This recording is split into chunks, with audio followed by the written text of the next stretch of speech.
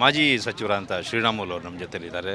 Sir, S Janaki ಅವ್ರನ್ನ ನಾವು ಕಳ್ಕೊಂಡಿದ್ದೀವಿ. ಈ ಸಂದರ್ಭದಲ್ಲಿ ಅವ್ರನ್ನ ನೆನಪನ್ನು ಯಾವ ರೀತಿ ಮಾಡ್ಕೊಳ್ತೀವಿ ಸರ್? ನಾನು ಎಸ್ ಜಾನಕಿಯಮ್ಮವರು ಇವತ್ತು ಅವ್ರ ಬಗ್ಗೆ ಇಡೀ ಜಗತ್ತಿನಲ್ಲಿ ಯಾರು ಜಾನಕಿಯಮ್ಮ ಅಂದ ತಕ್ಷಣವೇ ಮುಂಚೆ ಎಸ್ ಜಾನಕಿಯವರು, ನಂತರ ಎಸ್ ಜಾನಕಿಯಮ್ಮನವರು, ಗಾಯಕಿ ಜಾನಕಿಯಮ್ಮನವರು, ಇಡೀ ಯಾವ್ಯಾವ ಭಾಷೆಗಳಲ್ಲಿ ಹೋದ್ರೂ ಅಲ್ಲಿ ಆದಂಥ ಒಂದು ಗುರುತಿನ ಹೆಜ್ಜೆಗಳನ್ನು ಮಾಡಿಕೊಟ್ಟು ಹೋಗಿದ್ದಾಳೆ.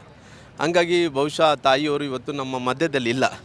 ಇವತ್ತು ಅಂತಿಮ ದರ್ಶನಕ್ಕೆ ನಾವೆಲ್ಲರೂ ಕೂಡ ಪಡ್ಕೊಂಡಿದ್ದೀವಿ. ನಾವೆಲ್ಲರೂ ಕೂಡ ದುಃಖಿತರಾಗಿದ್ವಿ. ಯಾಕಂದರೆ ಆ ತಾಯಿಯನ್ನು ಕಳ್ಕೊಂಡಿರೋದು ಕೇವಲ ಒಂದು ಭಾಷಿಕರಿಗಲ್ಲ, ಇಲ್ಲಿ ಈ ದೇಶದಲ್ಲಿದ್ದಂಥ ಅನೇಕ ಭಾಷಿಕರಲ್ಲಿ ಕೂಡ ಹಾಡಾಡಿದಂಥ ಒಬ್ಬ ಹೆಣ್ಣುಮಗಳು, ಒಬ್ಬ ಜಾನಕಿಯಮ್ಮ ಎಂದು ಹೆಸರು ಪಡೆದಂಥ ಒಬ್ಬ ಗಾಯಕಿ ಆಗಿರೋ ಕಾರಣ ಇವತ್ತು ಅವರು ಅವತ್ತಿನ ಸಂಕಲ್ಪದಲ್ಲಿ ಮೊದಲನೇ ಹಾಡು ಡಾಕ್ಟರ್ ರಾಜ್ಕುಮಾರ್ ಅವ್ರ ಜೊತೆಯಲ್ಲಿ ಚಾಮುಂಡಿಯವರ ತಾಯಿಯವರ ಆಶೀರ್ವಾದದಿಂದ ಮೊದಲನೇ ಹಾಡನ್ನು ಹಾಡ್ತಾಳೆ.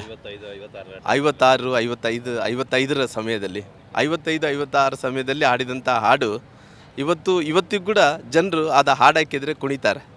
ಅಂಥ ಒಳ್ಳೆಯ ಹಾಡು ಅವತ್ತು ಗಾಯನ ಮಾಡಿದಂಥ ಟೈಮಲ್ಲಿ ಗಾನ ಕೊಯ್ಗಿಲೆ ಅನ್ನೋಂಥ ವಿಚಾರವನ್ನು ನೋಡಿದಂಥ ಟೈಮಲ್ಲಿ ಆ ತಾಯಿ ಇವತ್ತು ಕೊನೆಯ ಉಸಿರನ್ನು ಕೂಡ ಮೈಸೂರಲ್ಲಿ ನಾನು ಕಳಿಬೇಕು ಅನ್ನೋಂಥ ಇಚ್ಛೆ ಏನಿತ್ತು, ಆ ತಾಯಿ ಇವತ್ತು ಆಂಧ್ರ ಪ್ರದೇಶದಲ್ಲಿ ಹುಟ್ಟಿದ್ರೆ ಕೂಡ, ತಮಿಳುನಾಡಲ್ಲಿ ಆಕೆ ನೆಲೆಸಿದ್ರೆ ಕೂಡ, ನಂತರ ಈ ಮೈಸೂರು ಪ್ರಾಂತದಲ್ಲಿ ಅದು ಮೈಸೂರು ಪ್ರದೇಶ ಮೆಡ್ರಾಸ್ಗೆ ಸೇರಿರೋ ಕಾರಣ ಆ ತಾಯಿ ಪುನಃ ತೀರ್ಮಾನ ಏನಂದರೆ ನಾನು ಮೈಸೂರದಲ್ಲೇ ನನ್ನ ಜೀವನವನ್ನು ಸಾಗಿಸ್ಬೇಕು ಅನ್ನೋಂಥ ಟೈಮಲ್ಲಿ ಕೆಲವು ವರ್ಷಗಳ ಹಿಂದ್ಗಡೆ ಇಲ್ಲಿ ಬಂದು ತಾಯಿ ನೆಲೆಸಿದ ನಂತರ ಇಲ್ಲಿ ಜನರ ಮನಸ್ಸಲ್ಲಿ ಕೂಡ ಆಕೆ ತಾಯಿ ಅಂದ ತಕ್ಷಣ ಗೌರವರಿದ್ದ ಒಬ್ಬ ತಾಯಿ ರೂಪದಲ್ಲಿ, ಒಬ್ಬ ತಂಗಿ ರೂಪದಲ್ಲಿ, ಒಬ್ಬ ಅಕ್ಕನ ರೂಪದಲ್ಲಿ ಕೂಡ ನೋಡಿದ್ದಾರೆ. ಹಂಗಾಗಿ ಆ ಪ್ರೀತಿಯನ್ನು ಗಳಿಸ್ಕೊಂಡಂಥ ಟೈಮಲ್ಲಿ ತಕ್ಷಣ ಆ ತಾಯಿ ಇವತ್ತು ನಮ್ಗೆ ಗೊತ್ತಾಗಿದೆ ಆ ತಾಯಿ ಇಲ್ಲ ಅನ್ನೋಂಥ ಸುದ್ದಿ ಕೇಳಿದಂಥ ಟೈಮಲ್ಲಿ ಭಾಳಷ್ಟು ನೋವಾಗಿದೆ. ಆ ತಾಯಿಯನ್ನು ಕಳ್ಕೊಂಡಂಥ ಟೈಮಲ್ಲಿ ಎಲ್ಲರಿಗೂ ಕೂಡ ನಾವು 17 ಭಾಷೆಗಳಲ್ಲಿ ಹಾಡಿದ್ದಾರೆ.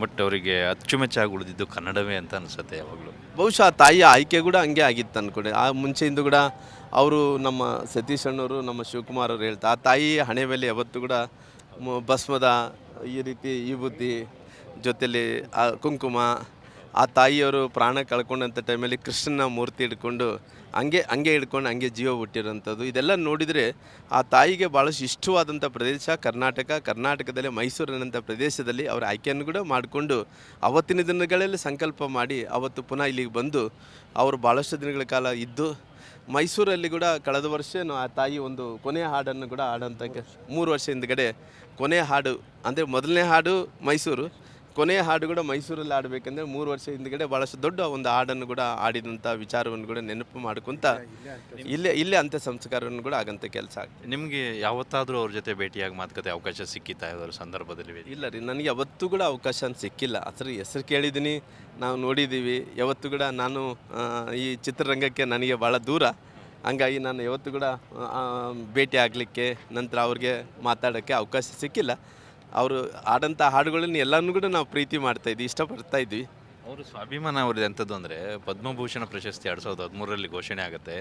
ಇಷ್ಟು ತಡವಾಗಿ ದಕ್ಷಿಣ ಭಾರತದವ್ರನ್ನ ಗುರುತಿಸುವಂಥ ಕೆಲಸ ಆಗ್ತಾ ಇದೆ, ನನಗೆ ಬೇಡ ಅನ್ನೋಂಥ ಮಾತನ್ನು ಹೇಳಿ. ಅವ್ರಿಗೆ ಪ್ರಶಸ್ತಿ ಅನ್ನೋಂಥದ್ದು ಯಾವುದೋ ಜಾನಕಿಯವರು ಅವರು ರಾಷ್ಟ್ರೀಯ ಪ್ರಶಸ್ತಿಗಳನ್ನು ಪಡ್ಕೊಂಡಿದ್ದಾರೆ, ರಾಜ್ಯದ ಪ್ರಶಸ್ತಿಗಳನ್ನು ಪಡ್ಕೊಂಡಿದ್ದಾರೆ. ಆ ಪ್ರಶಸ್ತಿಗಳನ್ನು ನೋಡೋಂಥ ಟೈಮಲ್ಲಿ ಜಾನಕಿಯವರು ಈ ರೀತಿ ಪ್ರಶಸ್ತಿಯನ್ನು ಇಟ್ಟಿದ್ದಂಥ ಟೈಮಲ್ಲಿ ಜಾನಕಿ ಯಾವತ್ತಿದ್ದು ಕೂಡ ಆ ಜಾನಕಿ ಸೇರಿದ್ರೆ ಪ್ರಶಸ್ತಿಗೆ ಗೌರವ ಬರ್ತದಾಗಲಿ, ಪ್ರಶಸ್ತಿ ಮೂಲಕ ಜಾನಕಿಯವ್ರಿಗೆ ಗೌರವ ಬರಲ್ಲ. ಹಂಗಾಗಿ ಆ ತಾಯಿ ಅವತ್ತಿನ ದಿನಗಳಲ್ಲಿ ತಿರಸ್ಕಾರ ಮಾಡೋಂಥ ಕೆಲಸ ಆಗಿದೆ. ಯುವ ಗಾಯಕರಿಗೆ ಸ್ಫೂರ್ತಿ ಏನಾದರೂ ಒಂದು ಸರ್ಕಾರದಿಂದ ಇಲ್ಲಿ ಸ್ಮಾರಕ ಸ್ಥಾಪನೆನೋ ಅಥವಾ ಇನ್ನೊಂದು ಏನಾದರೂ ಅವರ ಹೆಸರು ಮಾಡೋದು, ಇದಕ್ಕೆ ಯಾವ ರೀತಿ ಒಂದು ಮನವಿ ಮಾಡ್ತೀನಿ? ನಾನು ಯಾವುದೇ ಅಶ್ಯೂರೆನ್ಸಸ್ ಮಾಡೋಕ್ಕೆ ಹೋಗಲ್ಲ. ಅದೆಲ್ಲ ಕೂಡ ಸರ್ಕಾರಗಳು ತೀರ್ಮಾನ ತಗೋಬೇಕಾಗುತ್ತೆ. ಮನವಿ ಮಾಡ್ತೀನಿ. ಜಾನಕಿಯವರು ಇವತ್ತು ನಮ್ಮ ಪ್ರದೇಶದಲ್ಲಿ ಬಂದು ಅವ್ರು ಕೊನೆ ಉಸಿರು ಅವ್ರು ಕಳೆದಾರಂದ್ರಿಗಿನ ಅಲ್ಲಿ ಏನೋ ಒಂದು ನೆನಪಿರಬೇಕಲ್ಲ, ಗುರುತಿನ ಹೆಜ್ಜೆಗಳು ಇರಬೇಕಲ್ಲ. ಆ ತಾಯಿ ಅನ್ನೋಂಥದ್ದು 17-18 ಭಾಷೆಗಳಲ್ಲಿ ಗಾಯಕಿ ಹಾಡಾಡಿದಂಥ ಒಬ್ಬ ದೊಡ್ಡ ಗಾಯಕಿಯಾಗಿ ಇವತ್ತು ಎಷ್ಟೋ ಹಾಡುಗಳೆಂದರೆ ಸುಮಾರಾಗಿ 50,000 ಹತ್ತಿರ ಹಾಡುಗಳು ಆಡಿದಂಥ ಒಬ್ಬ ಗಾಯಕಿ ಅಲ್ಲಿ ಇಲ್ಲೊಂದು ದೊಡ್ಡ ಸ್ಮಾರಕ ಮಾಡೋದ್ರಿಂದ ಕೂಡ ಅಲ್ಲಿ ಜನಮಾನಸದಲ್ಲಿ, ಇಡೀ ದೇಶದಲ್ಲಿದ್ದಂಥ ಜನಮಾನಸದಲ್ಲಿ ಉಳಿಯುವಂಥ ಕೆಲಸ ಆಗುತ್ತೆ. ಇದು ಶ್ರೀರಾಮುಲು ಹೇಳುವಂಥ ಮಾತು. ಅವರು ನೆನಪನ್ನು ಶಾಶ್ವತವಾಗಿ ಉಳಿಯುವಂತೆ ರಾಜ್ಯ ಸರ್ಕಾರ ಏನಾದರೂ ಒಂದು ಮಾಡಬೇಕು ಅನ್ನೋಂಥ ಮನವಿಯನ್ನು ಕೂಡ ಈ ಸಂದರ್ಭದಲ್ಲಿ ಮಾಡಿದ್ದಾರೆ. ಕ್ಯಾಮ್ರಾ ಪರ್ಸನ್ ಯಶಸ್ ಜೊತೆ ಜನಾರ್ದನ ಬಾರ್, ಜಿ ಕನ್ನಡ ನ್ಯೂಸ್, ಮೈಸೂರು.